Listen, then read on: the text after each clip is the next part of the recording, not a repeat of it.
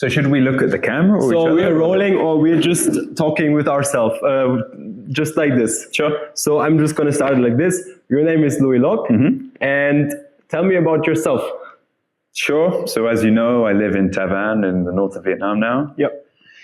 I guess before that, I was living in a few other countries around Asia. Yeah. For the last 15 years or so. 15 years. So when did you first get like interested in traveling, I guess? I think like everyone, you know, like when I was 18, 19, came to Southeast Asia, did the rounds, you know. Went back, that's good. You know, like I think everyone has a similar story in that regard. But like, and then went back to England, tried living a few different places in England, came back out to Asia. I ended up in Hong Kong basically, and I started working on sailing boats in Hong Kong. Oh wow! Yeah, and that was a couple of years. About 10 years ago now, I think. Like as an instructor? No, mostly scrubbing the floors, you know. That was cool though. That's backpacker jobs. That's cool. It was, I mean, like it started that way. Then I was doing it for a couple of years, and then obviously you do a bit more. You get work on other boats in the marina and stuff, some regattas. But I guess you take a lot from that time, right? Like you learn a lot. Learn a lot, and for sure. Use it maybe for inspiration as well. Yeah, I guess like at that time I was getting into Irish music actually. Okay. Weirdly enough for being in Hong Kong. But there were a few people that played around. I think I was also just interested in the lifestyle, like of sailing, and kind of went with traditional music and stuff. And then started playing the mandolin in Hong Kong. Met a few other people, I guess, doing the same thing, but not many. I mean, literally a few people. And I could imagine over there, yeah. And tell me when is the first time you get in touch with music? I guess everyone listens to songs on the TV when they are kids or on the radio. But when do you start playing instruments? Is that something your parents force you to do, or is that something you are interested in? So I think I learned as an adult, which I think is beneficial because then you do it for yourself, right? I mean, when I was a kid, I played bass in some punk bands and stuff. But I wouldn't really say I was playing music. Like, but like, when do you get in touch with, I guess, art, not just music, but when is the first time you are looking at maybe a painting, or you're listening to a song and you're like, oh, I want to create as well. Yeah. When is like your first memory of that? I would say I was on a bus to work in Hong Kong actually. Oh. So I was listening to still kind of punk music, right? But like some like Celtic, Irish kind of aspects crept in there. And then I heard the mandolin for the first time in this music. Yeah. I think it was fucking Dropkick Murphys song or something. But I just heard that instrument. And I, for ages, didn't know what that was. Looked it up. Eventually, on that same bus journey, about a year later, I think, I saw a mandolin in the top of a shop window. And I bought that, and that kind of led me to learning music a bit, you know.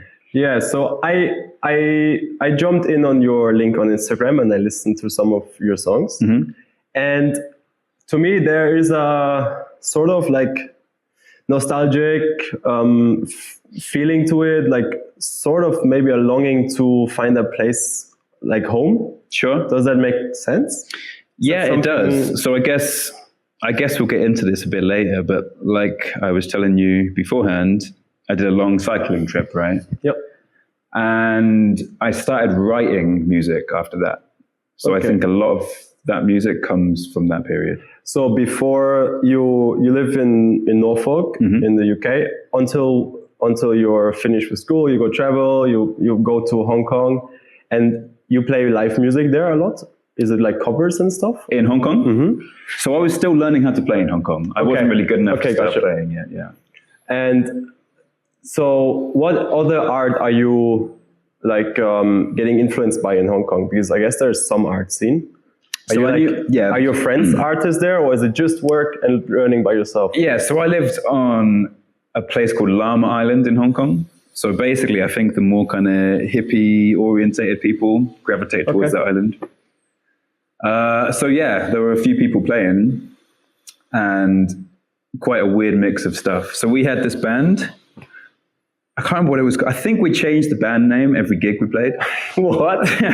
For what? Because we'd always do a different theme, right? So we'd do like Indian music, or we'd do like sci-fi music. I'm not sure we did many other gigs actually. So yeah, we did a bunch. Not really. We might have got a few quid or whatever. But yeah. Couple pints. Yeah, a couple pints. That's how it starts. I used to take pictures just for a coffee. Yeah. I mean, it was fun though, and pints are expensive in Hong Kong. Yeah, for sure. So, and how did you meet those people? Did you just travel to Hong Kong and you ended up there? And you were like, you just didn't leave? So I met those people and the people I was working with at separate occasions, right? So for the work stuff, I was in Hong Kong already like 6 months or something. Mm-hmm. Couldn't really find a job actually. So I had enough money to buy a pint, and I was going to go buy that pint of Stella in the pub, local pub. Yeah. And then basically work out how to go home. That's going back to Norfolk, whatever. But in that pub was a guy called Chris, and he had just sailed around the world by himself. He had just circumnavigated the world on a sailing boat.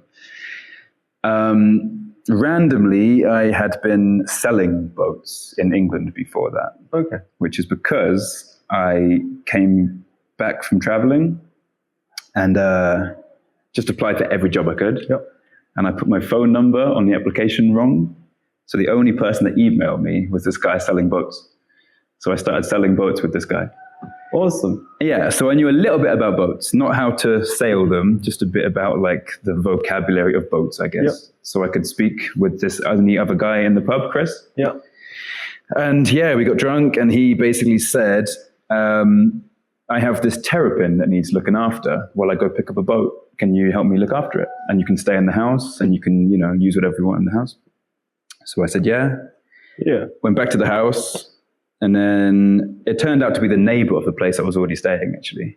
So then he was like, do you know what? I've got this boat in the harbor in Hong Kong and it kind of needs looking after. Do you reckon you can do it or help do it, And you got paid for that? Yeah, that was the right money, that. Wow. Yeah, it was like day work initially, and then...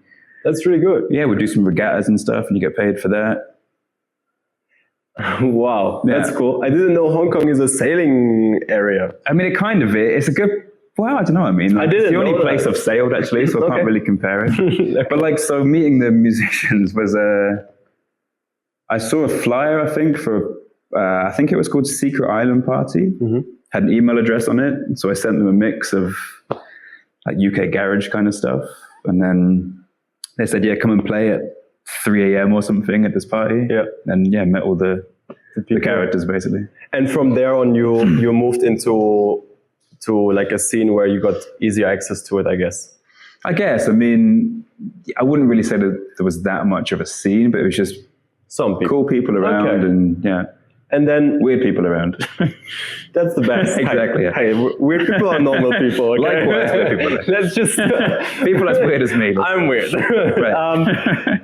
So, how long did you stay in Hong Kong? Like total duration, and what happened after? What made you leave? So I was there 2 years, I think.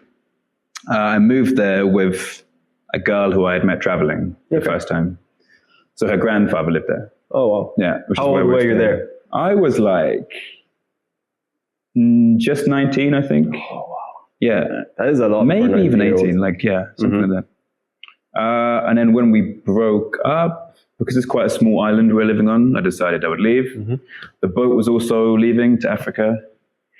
I had some friends in Hanoi, so I kind of just came to Hanoi. So you just came to Hanoi? Yeah. And there you look for jobs again, or were you like looking for making more music? How was that transition from starting the music in Hong Kong and then going here? I mean, music really wasn't that much of a big thing in my life at the time, I don't think, anyway. Yep. So Hanoi was to find work, teaching work. Yeah. I had a plan.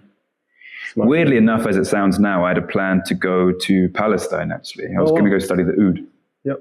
So I found a guy who was teaching the oud, and so I rented a house in Nablus, I think. Mm-hmm. He agreed for a 3-month tuition course, basically, but it was a little bit expensive to be there. Some friends were making all right money teaching in Hanoi, as you do. Yeah. So I thought I would do that.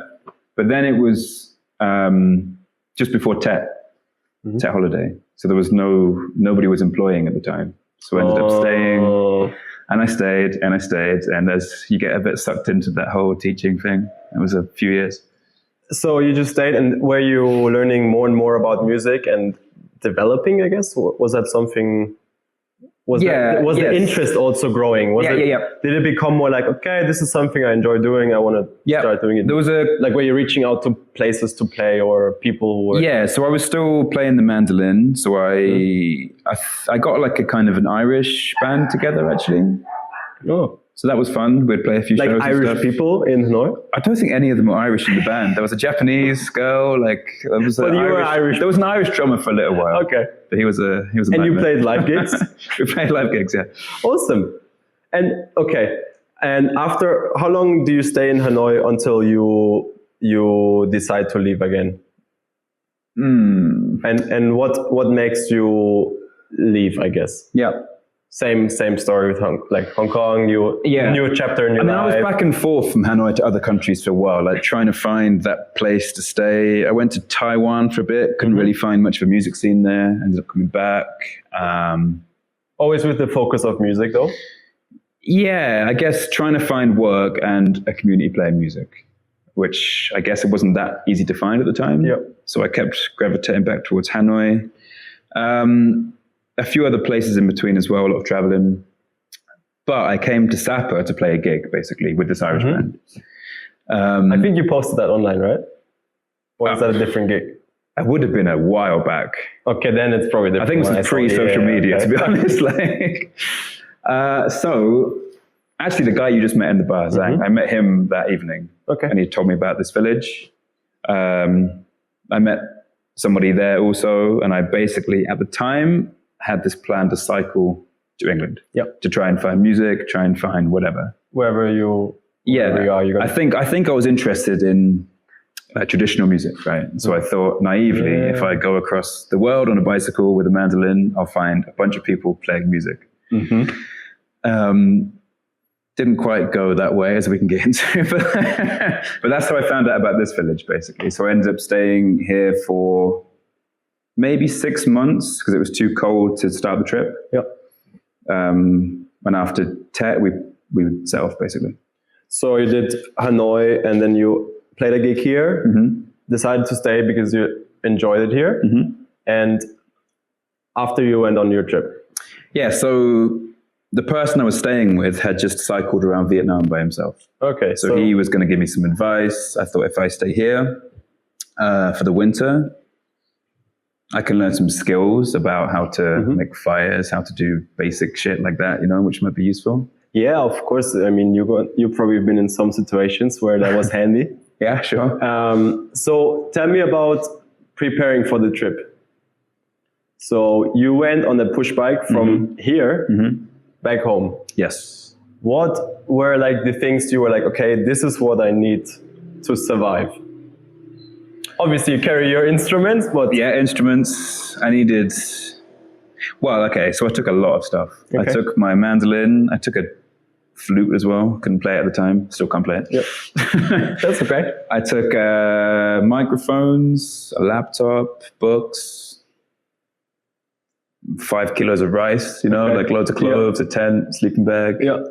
And what was the most emotional, helping thing? Like the computer you need to work or whatever. What was the thing that when you didn't feel like going on with it, when there was a point where you felt low, what helped? Is there any of those elements that help you get back into mood? So writing, this is when I got into writing, I think. So I guess it started as a way to keep notes of just basic stuff like expenditure, altitude, whatever, distance.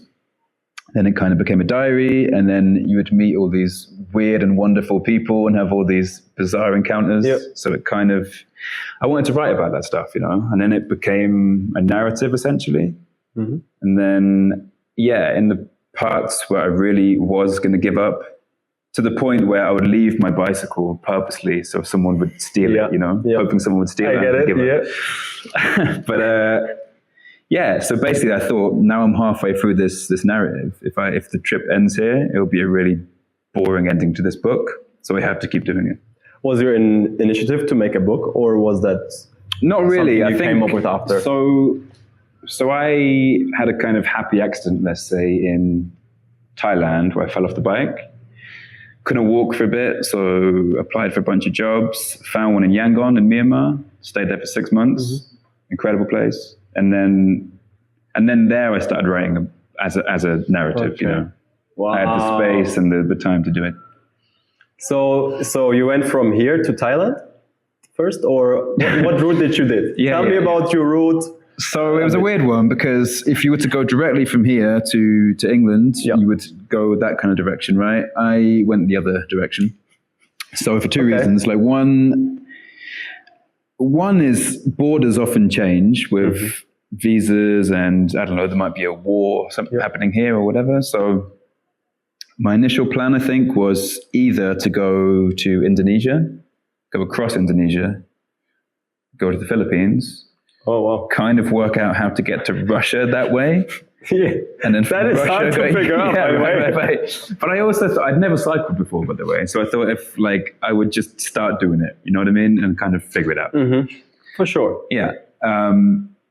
But then that stuff happened in Thailand, which made me go to Myanmar. And I was already quite far west, I guess. So I kind of planned the route from there instead. It would make no sense to go from Myanmar back this way, you know? Yeah, that makes sense. And which, I mean, this is a bold question. Which country was like, I guess Myanmar, you sort of had to stay for the job? Why did you get a job? Didn't you want to go get home, or were you just like, whatever happens, happens? At the time I was whatever happens, happens. And I found in Myanmar a super cool community of musicians and artists. And and after a while of being on the road, to have a place of my own, being able to play shows and stuff was super cool. I hadn't met musicians on the trip before that. Okay, so Myanmar was the first place you got in touch with music again? So the first night I was there, there was an Irish band playing. Oh, come on. Yeah. So I got a taxi there, still on wooden crutches, you know, hobbled up to the show. And then, by the end of the night I was in the band, so we just kept playing. Okay, so you have to elaborate on that. So you were cycling to Myanmar and you are still injured? Well, I flew to Myanmar. Oh, because you were injured still? Yeah. And you end up in an Irish band? Yeah. Pretty much like this around the time you arrive? Like the same 2 hours after. Yeah, the same day, sort of. I can hear that. And tell me about the time there. It was amazing. So I was teaching there, which was cool though. It was all adults. So there'd be, for example, one class, right? The first class I had, there was a monk, there was a Christian, there was a violin player, there was a fashion model, there was an art dealer in the same class, 5 or 6 students. Teaching English? Teaching English, yeah. So that was cool, amazing job. For example, one woman, she would come on a bus for like 12 hours to come to a class. Take 2 classes back to back, stay the city that night, take 2 more classes, go back to her place. So that job was interesting, you know. Yeah. And then apart from that, I was doing the music stuff, and I started trying to write this book. I had the space to do it. And formed another band as well. So the first one was like, I don't know, like mostly Irish covers and stuff. The second one was more traditional music, I think. So I met a violin player, met a barrel player, and we formed this kind of trio. No, so the barrel player was English. Weirdly enough, he had been a military policeman in Belfast, and he learned Irish music that way. And he was there playing music. Yeah, I think he was a spy, to be honest. Yeah, that'd be the place where they are. Yeah. And in Matthias, I saw I don't know if it was like a lamppost or if it was on Facebook, or I like to think it was on a lamppost or something, but he was offering violin lessons. Yeah, I get it, yeah. So I contacted him saying, I don't want lessons, but I want to play music with you. And we formed this trio, basically. Wow. So it was your initiative sort of to form the trio? Because he was offering lessons, I guess. Yeah, I mean, I just wanted to play. So in doing that, kind of,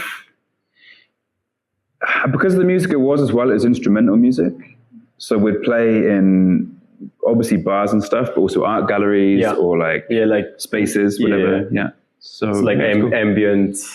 They want ambient music sort of for people when they look at the art, or is that what? How does that work? Is it like an official concert? Yeah, it'd be a show, but it was always in quite interesting places. You know? Okay, so many questions. Why do you think he was a spy? I don't think I can tell you. Just the stories that he would say. Yeah, okay, so he would tell you interesting things, and he was in Myanmar. I guess that's yeah, probably you for your own sake. He was always in the corner of like the the English pub and like. Okay, what is an English pub in Myanmar like? Well, because I would love to go there. Yeah, but it's not on the horizon yet for me to go. Sure. What is it like? I don't know if there was an English pub. I mean, we used to go to a place called 50th Street Bar, which I guess it is a colonial building, managed by an Irish guy. So that's where we play music mostly. Oh, wow. And do you feel like those places give you, like those pubs all around the world, are they sort of like your safe space, even if you've never been there? That's an interesting question. I've never thought about that. Like, I guess when I go to places, I'm either looking to be completely by myself or go and meet people, right? So I guess to meet people, you go to a pub. Yep. To be by myself, I would mostly walk around the city at nighttime, and that's when I would write songs and melodies come in that time, you know what I mean? Yeah, I get it, yeah. Okay, so I'm just wondering, because I guess after you were in Myanmar, you kept going, and you always find, I guess, bars somewhere, and it's always sort of, even the culture is totally different. It's like a coffee shop. Yep. It doesn't matter where you are, people appreciate the coffee and they are just there for the coffee. And in a bar, they're just there for the beer and maybe live music and chatting to people. And I'm just wondering if that's something where whenever you're there, you don't worry too much about other things. If that's like... Yeah, sure. I mean, like... Maybe not something you realize in the moment, but looking back, maybe. Yeah, sure. That being said, though, that's true of Asia and Europe, right? When you get to Central Asia or Middle East, Muslim countries, essentially, that thing doesn't exist anymore, right? But then you do have, I guess you have tea shops, coffee shops, actually. Yep. And you can find that kind of same thing. Yeah. So after Myanmar, you set off to where? So after Myanmar, I wanted to go through India, but you couldn't because you'd have to exit the same border that you entered at the time. I don't know if that's changed. Wow. Yeah, I'm not sure, but it sounds like Indian rules. It was a ball ache anyway at the time. And then for sure. Bangladesh had the whole thing with the Rohingya people happening up there. So those borders were closed. Kachin border with China, not possible. Lashio border, also to Laos, I think. That was the plan. So basically it was to go from Myanmar kind of northeast towards Laos and then continue. I was in contact with this... That's also like the wrong direction. It is. I basically tried to go that way and went clockwise around the border. That's the only... And I couldn't do that one either. So I was in contact with this tour guide whose girlfriend, he said, was in the Shan State Army, so apparently could get me to the border and get me through. And then we lost contact, so that plan was dead in the water. So I had to come back through Thailand in the end. Yeah. So I had to come back. How did you get out of Asia? It took a while. You know what? It took about a year to get to about 80 kilometers of where I started. No way. Yeah. So I went back through Laos. Back through Thailand to Laos. And obviously here where we're talking is very close to China, right?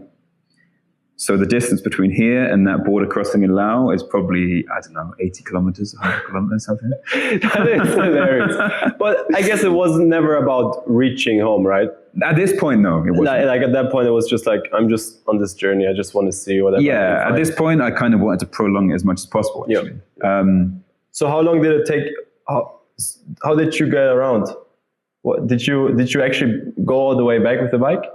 Pretty much. There was a few trains, trucks. a ship across the Caspian Sea, an oil tanker, for example. Yeah, those are rough patches, I imagine. Yeah. But you did Europe. When did you? So where between, I guess, here or Thailand or Laos and Europe, which areas did you do? So Europe was the easy part, right? Yeah. Once I was in Europe, it was fine. So the Middle East? Sort of. So being English, obviously visas for the Middle East are not that easy. So from China, basically went through, crossed from Kashgar to Tajikistan. Yeah, okay.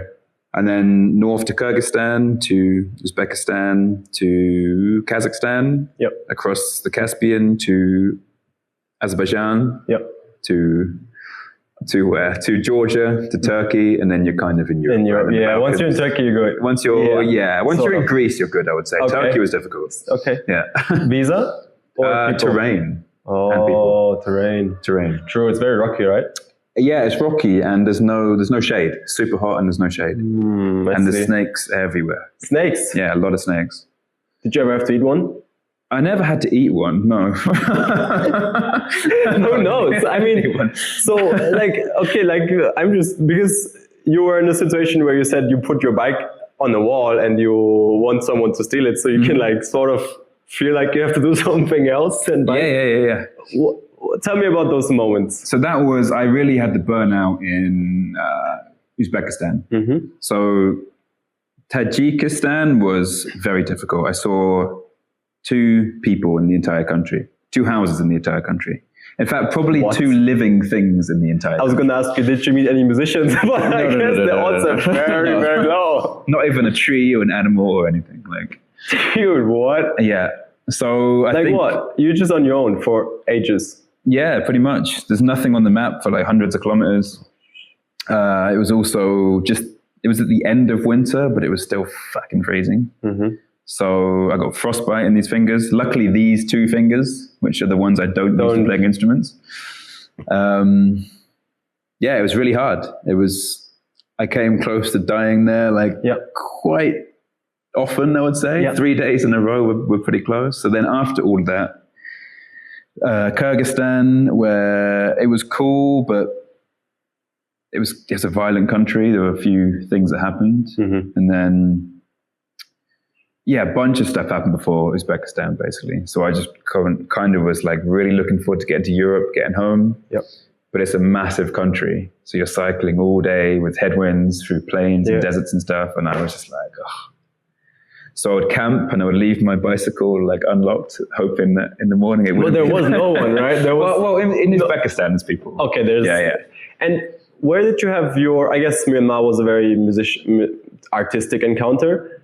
After that, was there between, I guess, Asia and Europe? Were there any encounters where you're like, oh wow, this is also interesting, or was it more like, this is just a different view, but nothing I resonate with too much?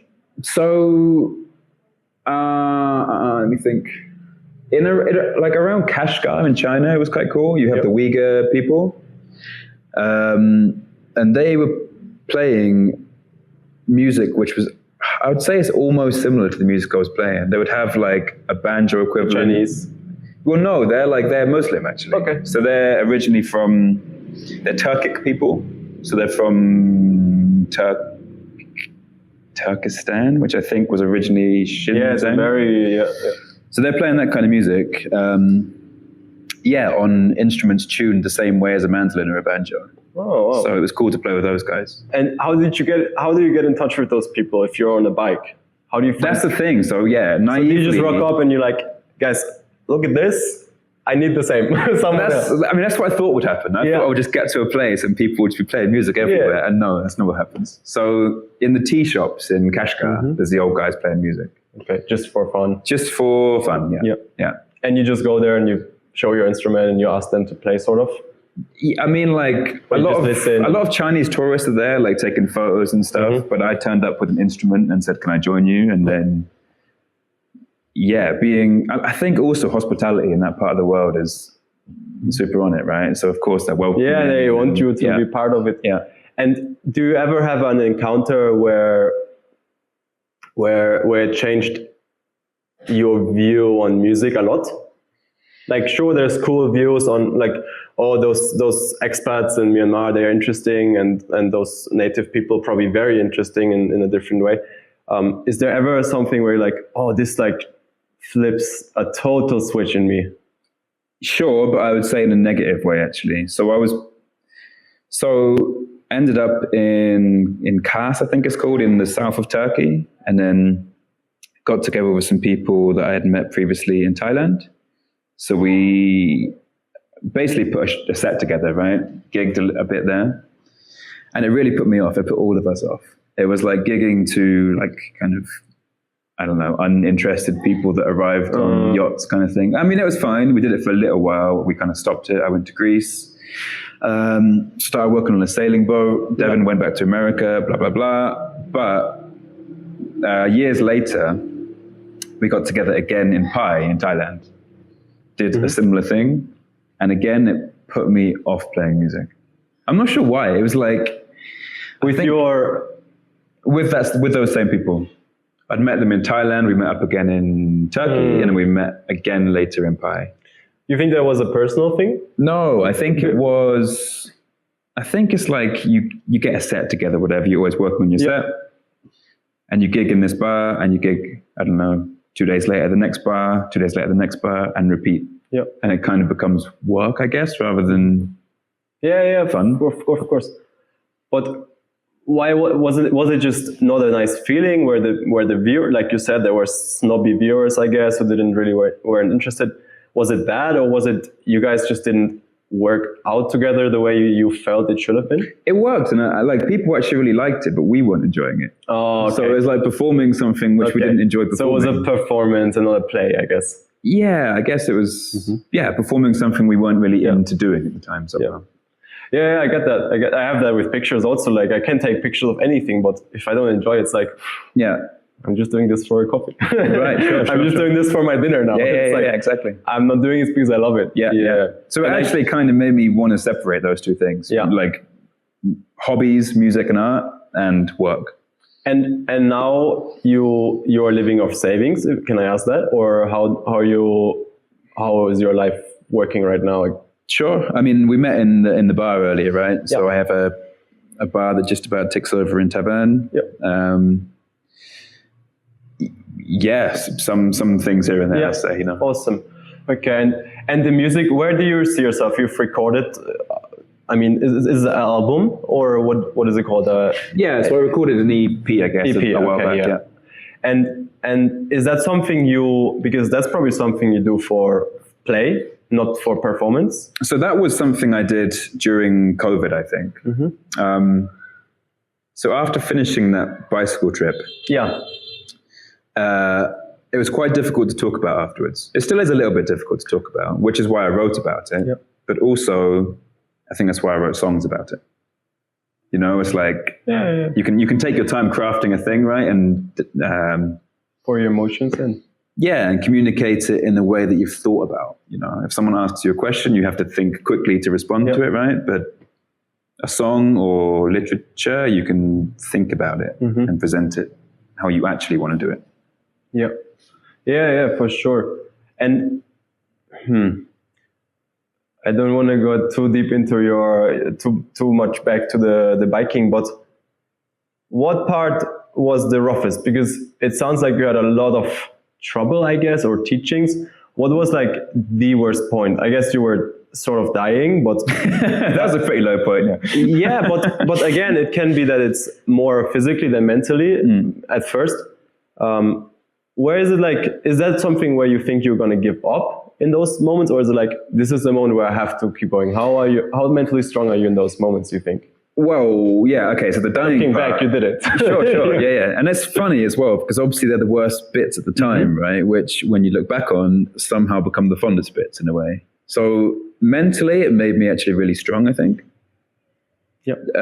Physically, for a while, but when you're in a place with no food and no people and stuff, you also are not eating properly, and you have altitude sickness and you're not sleeping and blah, blah, blah. But in general, I think I was pretty healthy physically as well. So I think I took strength from it, actually. Awesome.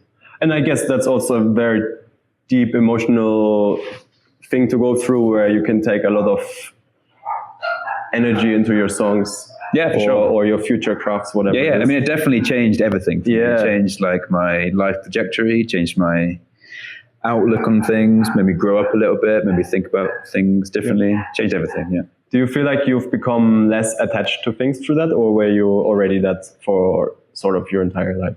I'd say weirdly the other way around. Really? It really made me appreciate having a roof over your head. Okay. You know, when it's raining, having security, relative security, having a place, having community, having people around. So yeah, I did the opposite. Yeah, okay, that's very interesting. Yeah, I love that. I mean, I guess you experienced having nothing, literally. I mean, you had instruments, but that's not going to help you that much if you're about to die, I guess. Yeah, no, not really. So you're like sort of appreciating, now having more than just a bike. Yeah, it's nice to have a base, I would say, at least a base. So what was your motive? I know it was to find music in interesting places, but was it more, because I feel like your songs have this nostalgic feeling of home, was it more about not knowing where to be in this world for you? The motive of writing the book, you mean? No, the entire trip, sort of.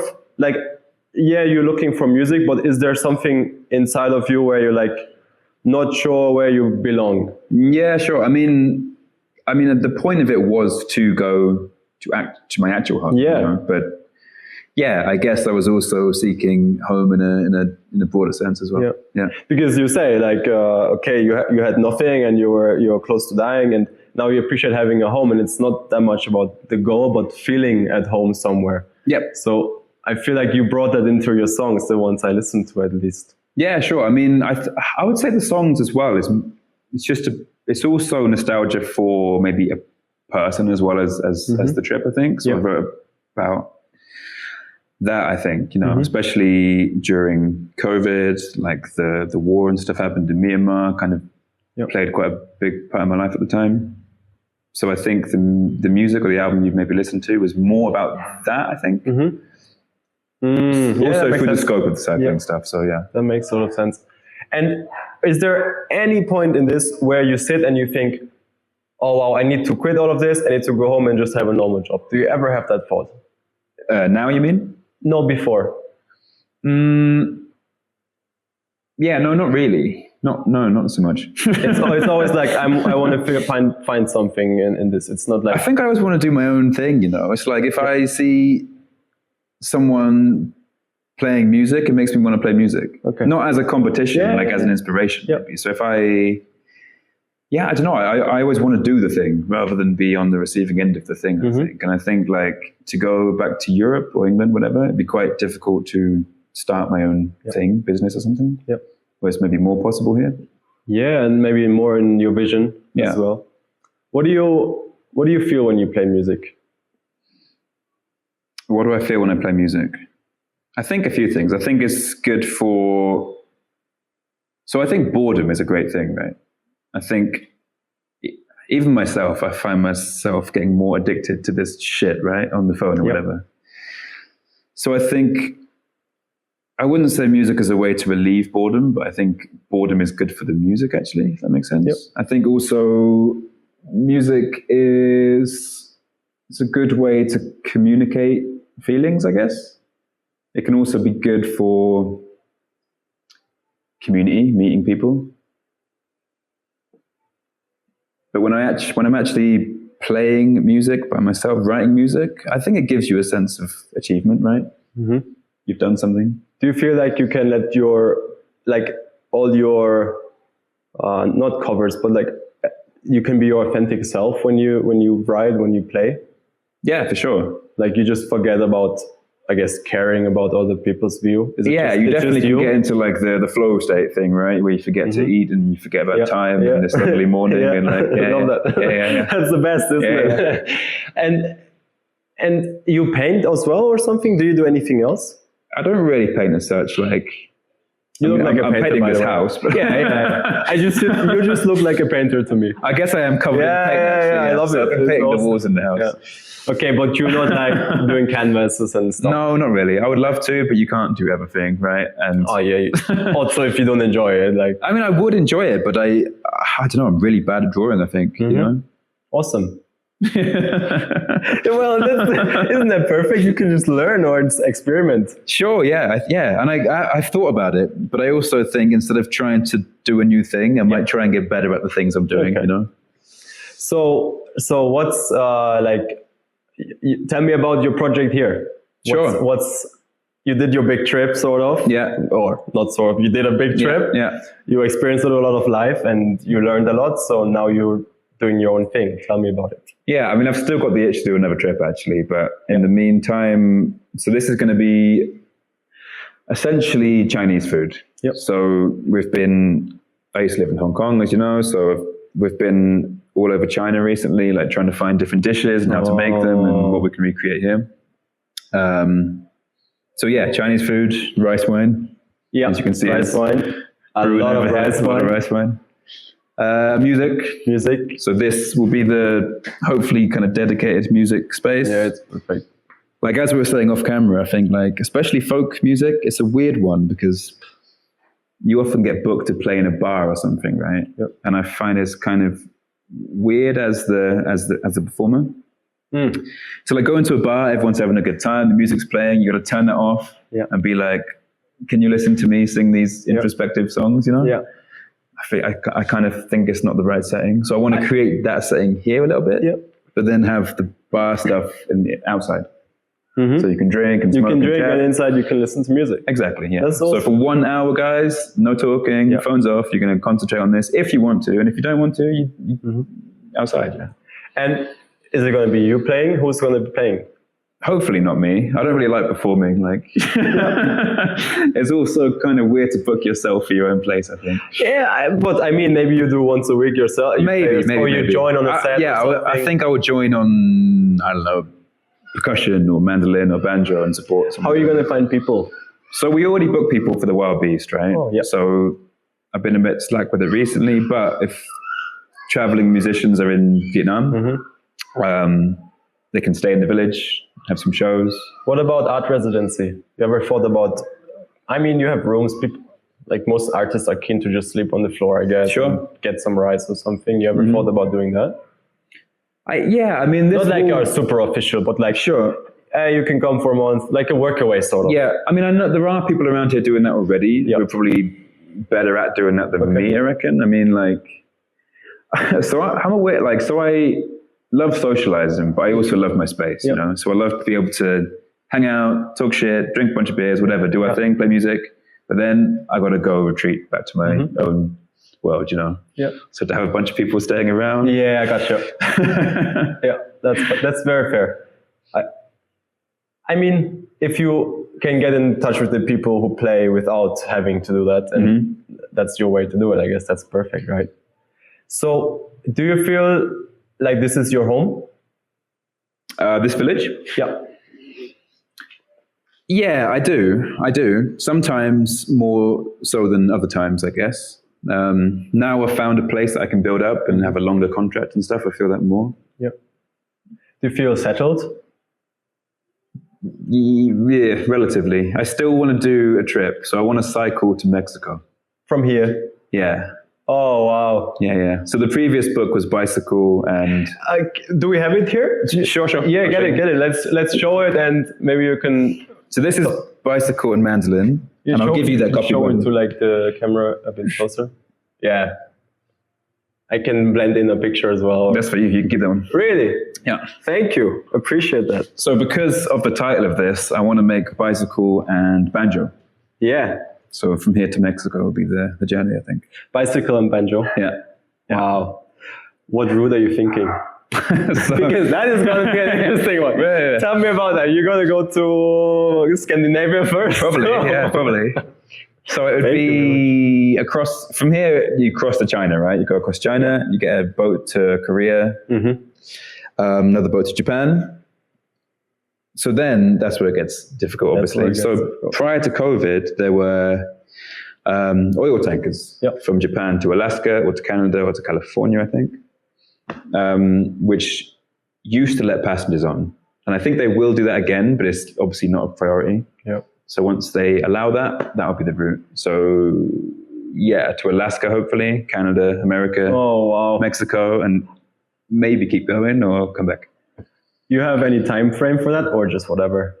'Cause I guess you're going to have this place. I mean, visas is always a time frame, right? Like 3 months visa in America, I think. Yeah, that's a quick one.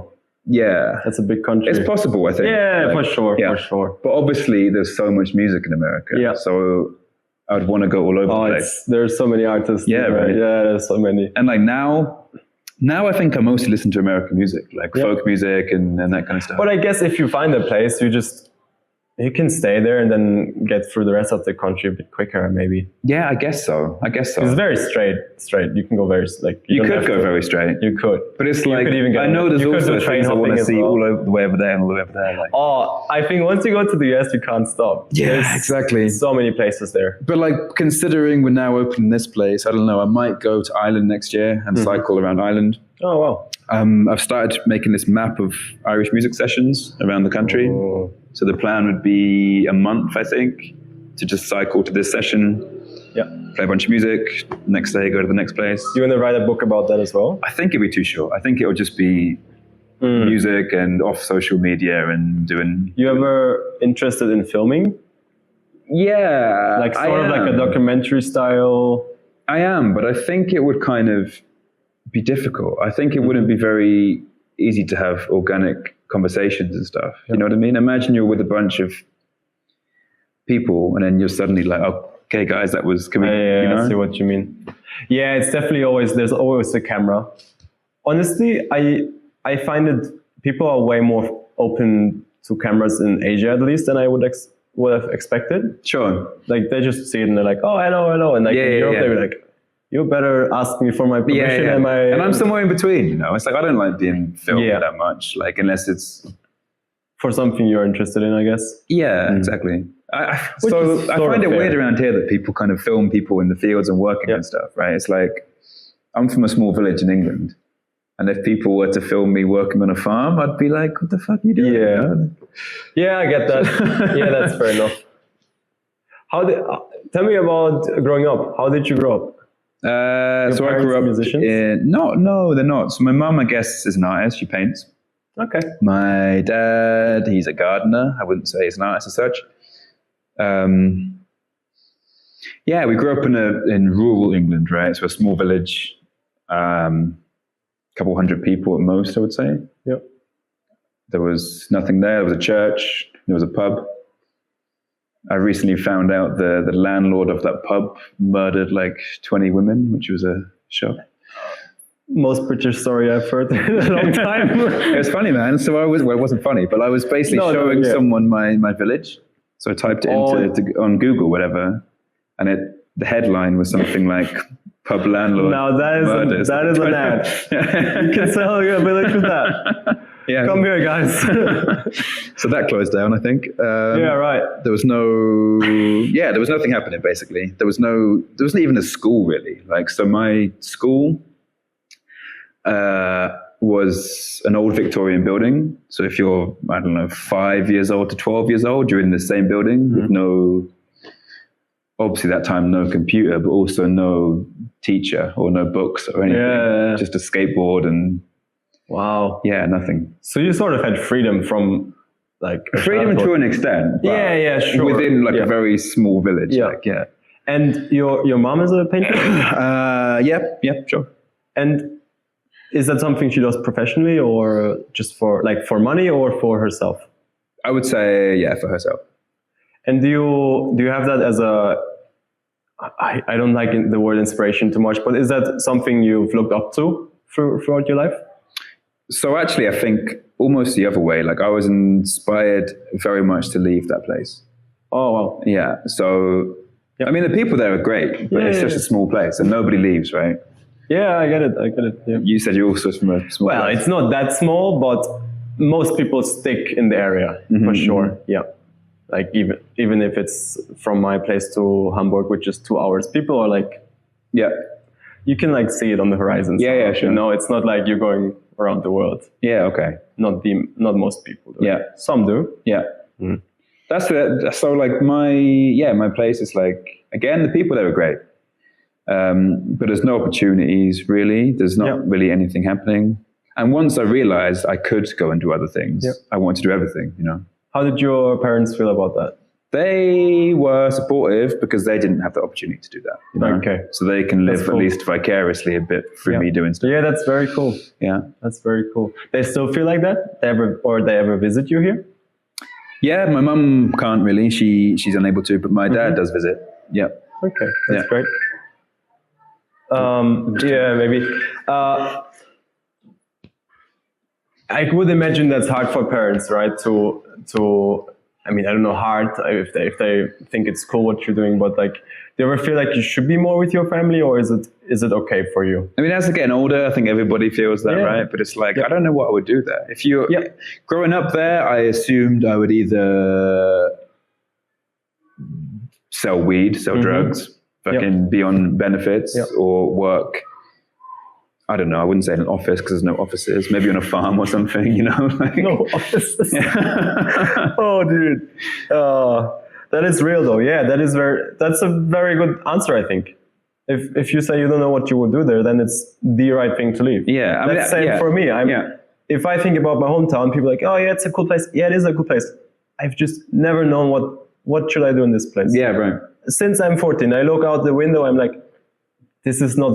This is not me. I mean, a lot of this trip was to go back, you know, with the view of reconnecting with that place.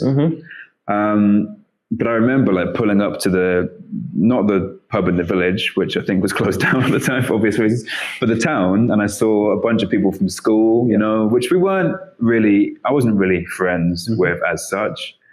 Like, they were like the cool guys, you know what I mean? I was always a bit outside of that, I think. And I saw those guys who have never left, you know, probably never left more than 10 miles in any direction, honestly. Maybe they've been to Mallorca. Maybe they've been to Mallorca, yeah. They had, maybe tanned arms or whatever. Slightly bigger bellies than they've been before. But I saw them and I was like, you know what, I can't do it. I had to turn away and I couldn't do that yet. And then got home, so I got home, had to wait all day for my dad to come home from work, right? Yep. Hey, just give us 5 minutes. In the middle of something? Yeah, maybe 5 minutes. 5 minutes? So yeah, I got home and waiting for my dad, and I basically said, I want a shower and my own bed, right?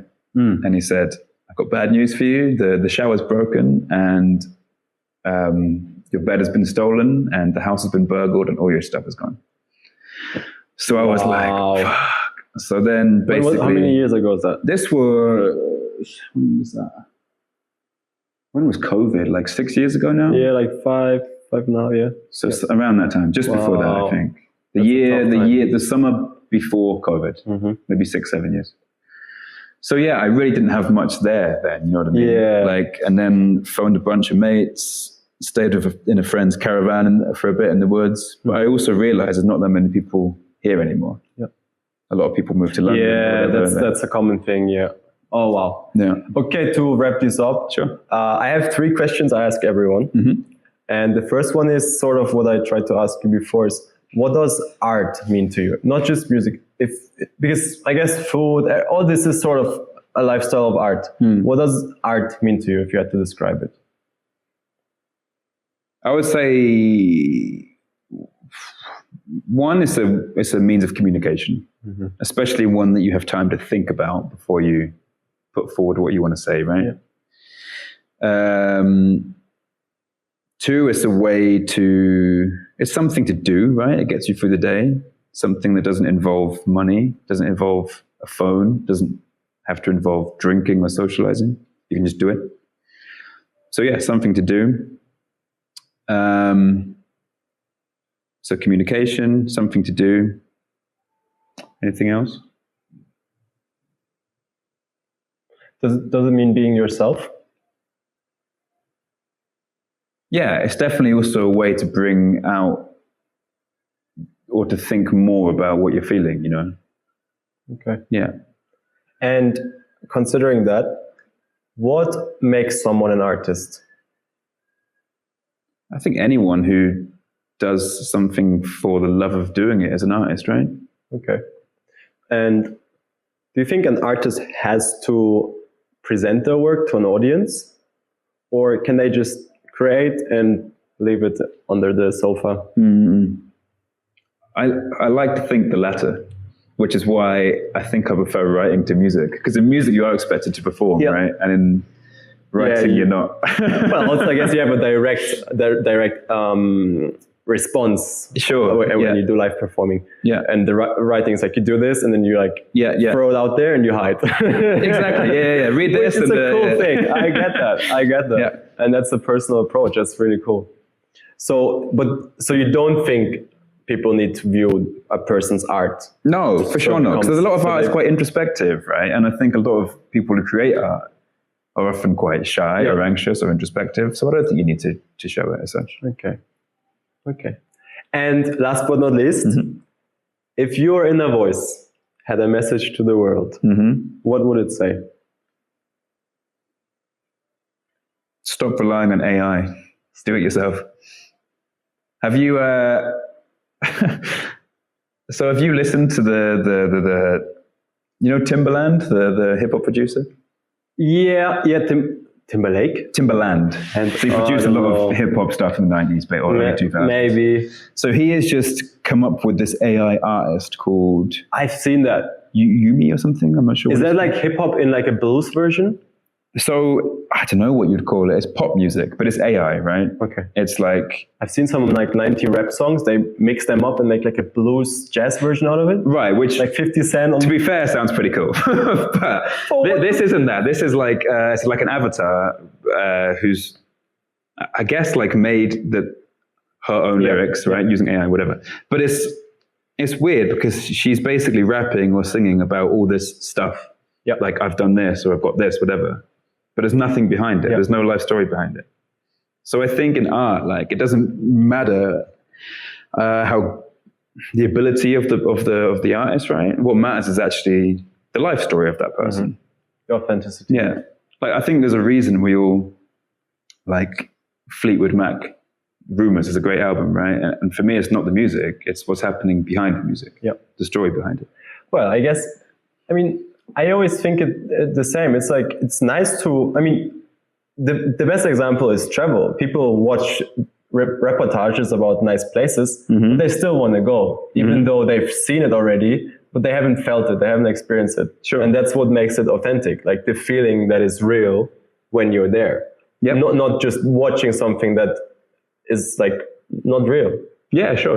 I think that comes back to what you're saying. But like, I mean, I think that's why I like folk music a lot as well. It's like, you don't have to be a great singer or a musician, but what you do have to have had is an interesting story. And I guess a way to convey that story. And I don't think AI or whatever can do that. Well, it combines all our stories into like a mix. Sure. It's just, and it's going to be some perfect thing, but I don't want perfection, right? I want to see the imperfections actually, you know? Well, I totally agree. I'm going to read this. Sure. Let's take some pictures. Yep. Louis, thank you. Thank you. Nice one, Ben. Awesome talking to you. Likewise. So many more questions, but let's. You probably have a lot more after reading that. Well, maybe that will answer some of the questions. Maybe I'll be back. Sure. Thank you very much. Let's take some pictures. Okay. Awesome, man. Thank you.